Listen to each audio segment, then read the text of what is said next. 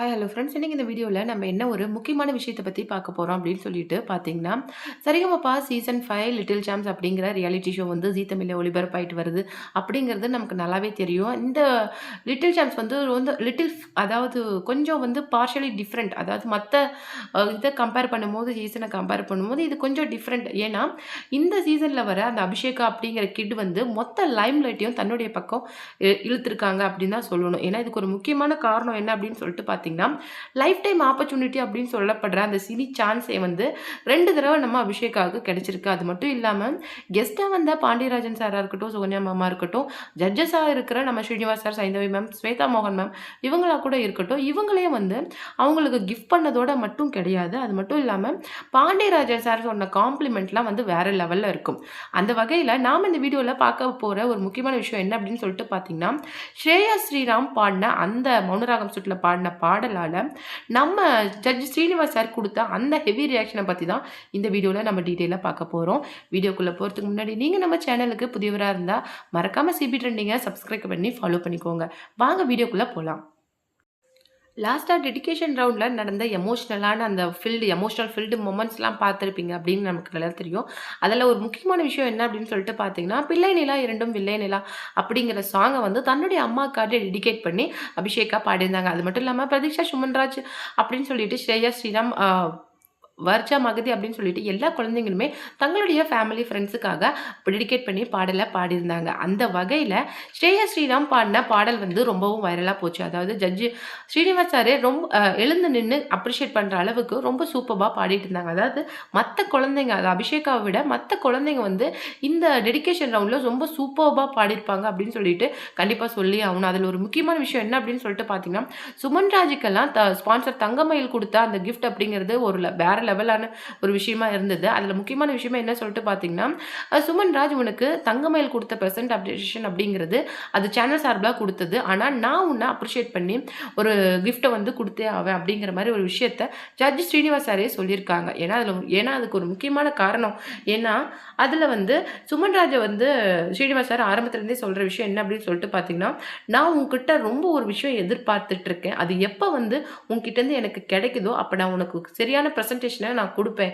அப்படிங்கிற மாரி ஆரம்பத்திலேயே சொல்லியிருந்தாரு. ஏன்னா, அதுக்கு ஒரு முக்கியமான காரணம், சுமன் ராஜும் கிட்டத்தட்ட அபிஷேக் அளவுக்கு ரொம்ப டேலண்டடான பெர்சன்.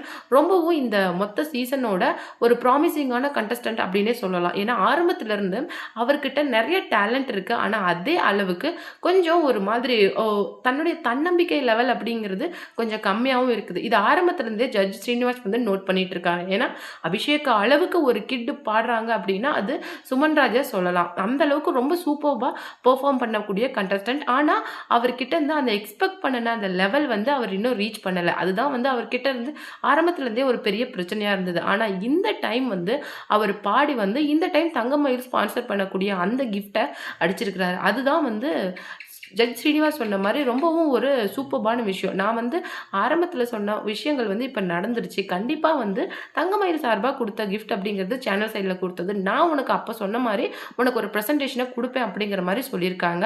அது மட்டும் இல்லாம ஸ்ரேயா ஸ்ரீராம் பாடின பாடலுக்கும் ஸ்நேகன் குடுத்த காம்ப்ளிமெண்ட் அப்படிங்கிறது வேற லெவலான ஒரு காம்ப்ளிமெண்ட்டா இருந்தது.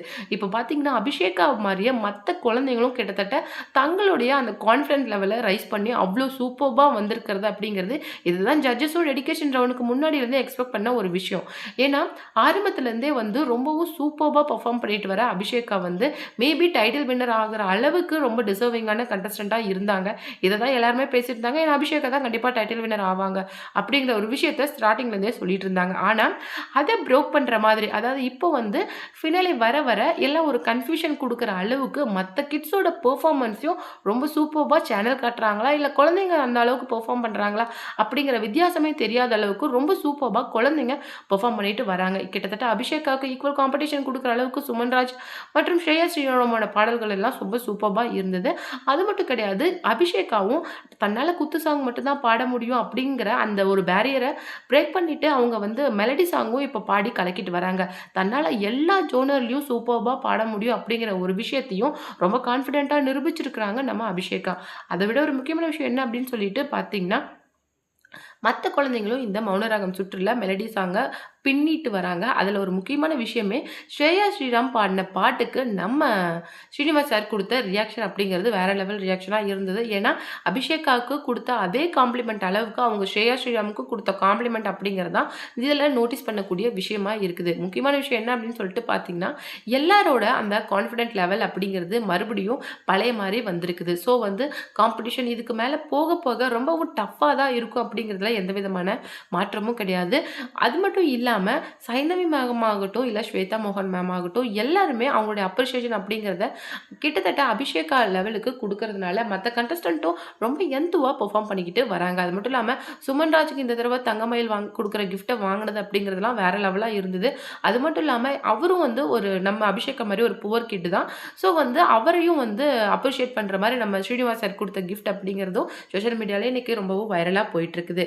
இது ஒரு புறம் இருக்க, கென் கருணாஸ் இயக்கி நடிச்ச அந்த படம் யூத் அப்படிங்கிறது கிட்டத்தட்ட 70 க்ரோர்ஸ்க்கு மேல இன்னைக்கு வசூல்ல வந்து அள்ளி குவிச்சிருக்குது. இந்த படத்தோட பின்னணியில இருக்கிற ஒரு விஷயம் என்ன அப்படின்னு சொல்லிட்டு பார்த்தீங்கன்னா, இந்த படத்த பத்தி நம்ம நளினி மேமும், ஜிவி பிரகாஷ் குமார் சொன்ன விஷயங்கள் தான் இன்னைக்கு சோஷியல் மீடியால ரொம்பவும் வைரலா போயிட்டுருக்கு. அது ஒரு முக்கியமான காரணம் என்ன அப்படின்னு சொல்லிட்டு பார்த்தீங்கன்னா, நான் வந்து என்ன வந்து கருணா சார் வந்து அப்ரோச் பண்ணி இந்த படத்துக்காக எனக்கு நீங்க தான் மியூசிக் பண்ணி குடுக்கணும் அப்படின்னு சொல்லி கேட்டபோது, நான் ஃபர்ஸ்ட்டு கொஞ்சம் தயங்குனேன். ஏன்னா, எனக்கு நெறைய வந்து மூவிஸ் வந்து லிஸ்ட் அவுட்டா இருந்தது. ஸோ வந்து அண்ணா அப்படிங்கிற மாரி கேட்டேன்.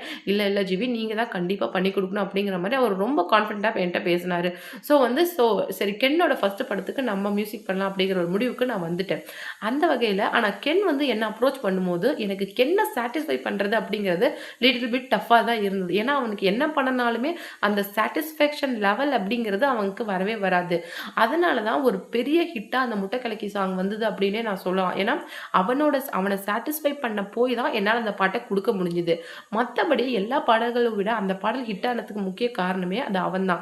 அவன் ஒரு பெர்ஃபெக்ட்டான டைரக்டர் அப்படின்னே நான் சொல்லுவேன். ஏன்னா, அவன் வந்து இந்த சீன் வந்து கொஞ்சம் அதாவது அவனுக்கு 90% தான் அது பிடிக்குது அப்படின்னா, கண்டிப்பா விடமாட்டான். அது சீனா இருக்கட்டும், இல்ல பாட்டா இருக்கட்டும். மறுபடியும் அத எடுப்பான். அதுதான் மேபி அவனுடைய சக்சஸோட ஃபர்ஸ்ட் லைன்னே நான் சொல்லுவேன். நளினி மேம் சொன்ன மாதிரி, அவன் வந்து ஒரு சூப்பர்பான டைரக்டர். மத்த கேரக்டர்ஸ கண்டிப்பா விடமாட்டான். என்கிட்டலாம் என்கிட்டயே அவன் வந்து கிட்டத்தட்ட 9 மணி வரைக்கும் ஒர்க் வாங்கியிருக்கான்னா பார்த்துக்கோங்களேன் அப்படின்னு சொல்லிட்டு நளினி மேம் சொன்னாங்கல்ல, அந்த மாரி என்ன ஃபுல்லா யூஸ் பண்ணி அவன் அந்த பாட்ட வாங்கியிருக்கிறான். அது மட்டும் இல்லாம நளினி மேம் என்ன சொல்லியிருக்காங்க அப்படின்னு சொல்லிட்டு பார்த்தீங்கன்னா, நான்லாம் செட்லேருந்து 6:00லாம் கிளம்பிடுவேன். ஆனா, கென்னுக்காக அவன் அவன் ப்ளீஸ் பண்ணி கேட்டுக்கிட்டான் அப்படிங்கிற ஒரு விஷயத்துக்காக நெறைய சீன நடிச்சு முடிச்சுட்டு 9, 10க்குலாம் நான் கிளம்பியிருக்கிற டைம்லாம் இருக்குது. ஃபர்ஸ்ட்டு அவன் வந்து என்ன அப்ரோச் பண்ணும்போது, நான் உங்கள மனசுல வச்சுக்கிட்டு தான் மேம் இந்த கேரக்டரே பண்ணியிருக்கேன். நீங்க பண்ணுனா மட்டும் தான் இது நல்லாயிருக்கும் அப்படிங்கிற மாரி என்கிட்ட சொன்னான். பட் வந்து கென் கருணாஸ் வந்து என்னுடைய என்னுடைய பையன் மாதிரி அவனுடைய ஃபர்ஸ்ட் ஃபிலிம்ல அவனோட அந்த புடிச்ச அந்த கேரக்டர நான் பண்ணி குடுக்குறேன் அப்படிங்கிறது எனக்கு ரொம்ப சந்தோஷமா இருந்தது அப்படிங்கிற மாரி ரொம்பவும் கென் கருணாஸ வந்து பிளஸ் பண்ணி பேசியிருந்தாங்க நளினி.